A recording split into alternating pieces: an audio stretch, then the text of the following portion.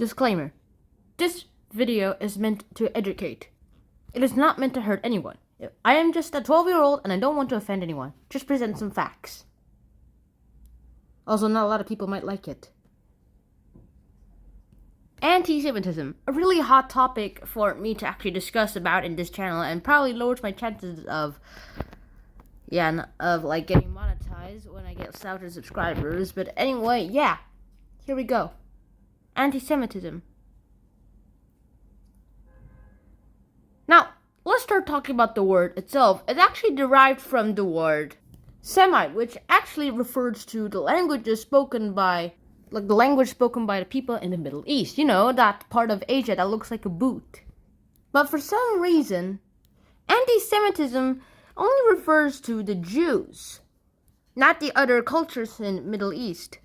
It was coined by a German scientist, and he used it to subcategorize Jews as a separate race, and an inferior one too, which led to Adolf Hitler using that as evidence that Jews are an inferior race.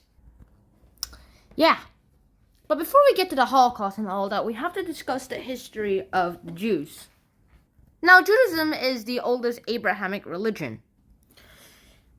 Judaism itself is 3,500 years old, while Christianity is about over 2,000 years old, and Islam, since it existed since the 7th century, which makes it about 1,400 years old.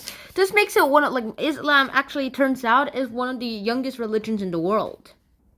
Correction, it's the youngest major religion in the world. And as long as there were Jews, there were also people who hated them.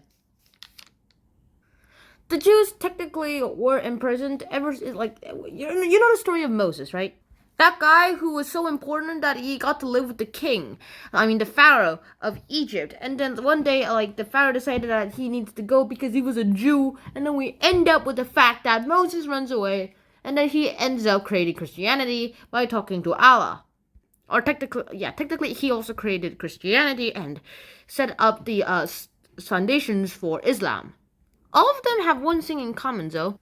But I'm not going to say more about it, Christianity and Islam later. The only thing that I pretty much see that is the most major thing that is in common with them is that they only say that they believe only in one God. It's downright illegal, and turns out even sinful, to believe in multiple gods. Let's say you worship Zeus. Then, according to Christianity, Greek religion is illegal because it has more than one god who's ruling it, and 3 major gods who also turns out are brothers. And eventually, because of some of these acts, the Jews were turned into ethnic minorities and spread all over the globe.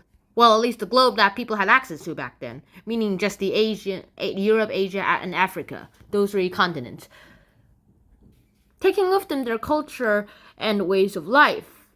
Now, the anti-Semites had different reasons for doing it.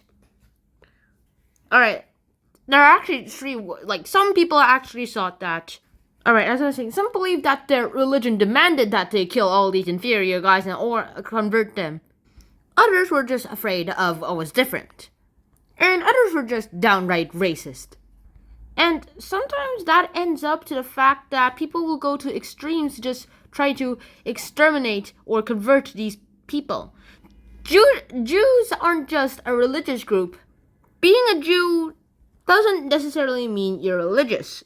Some Jews eat meat because they're not that religious. They're not committed to the Jewish religion at all. They're considered Jews because they have their ancestors were Jews. And nowadays, with the invention of social media, memes could be created about anti-Semitism.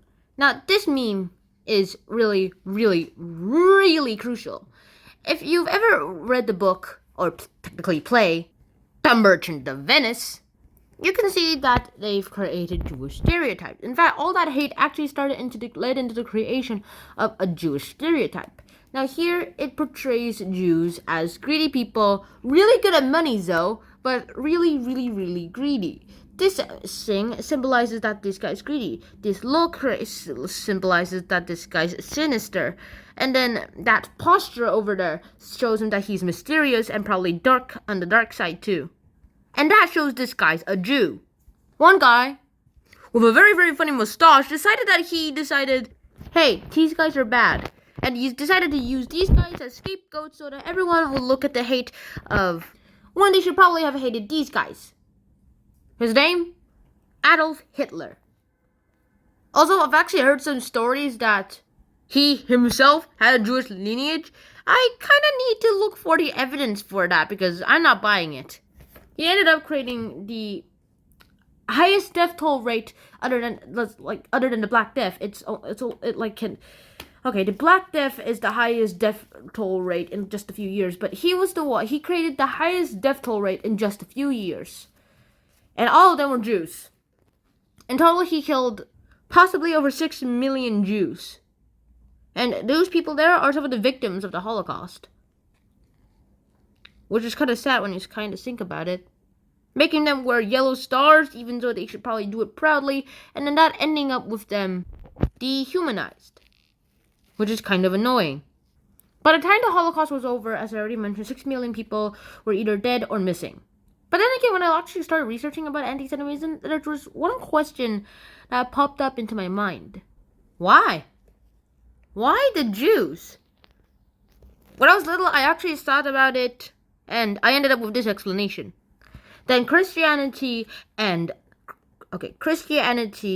Islam are the teens who are really, really rebellious and hate the way their parents go ahead, like teen angst.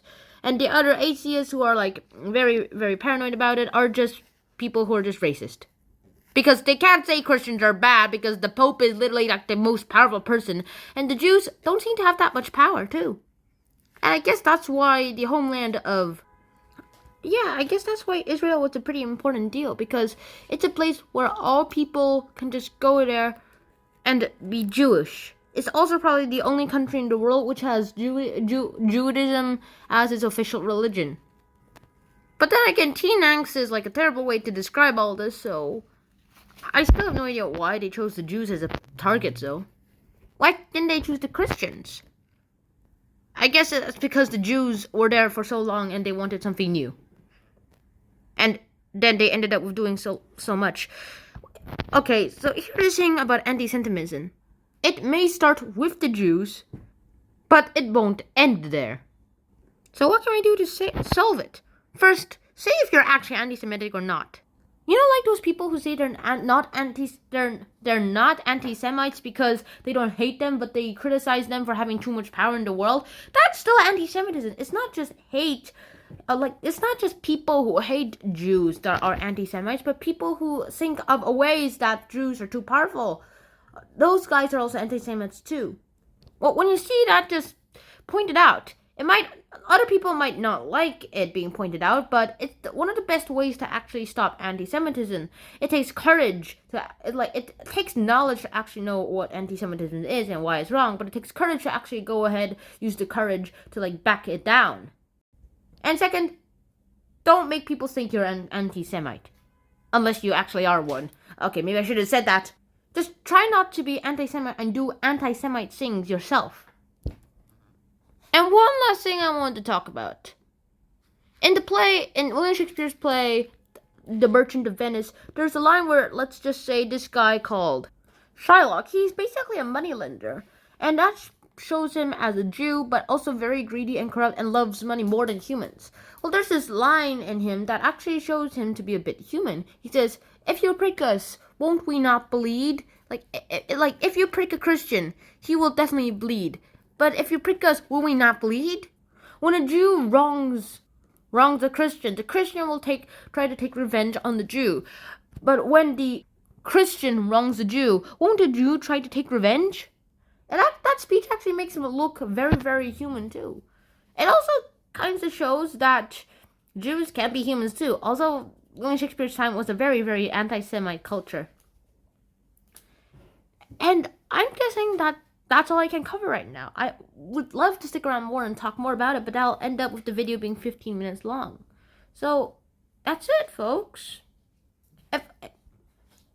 If you guys think I actually missed anything from the video, please tell me in the comments below with evidence, because I don't want anti-Semites to just go ahead here and write their stuff down, yeah.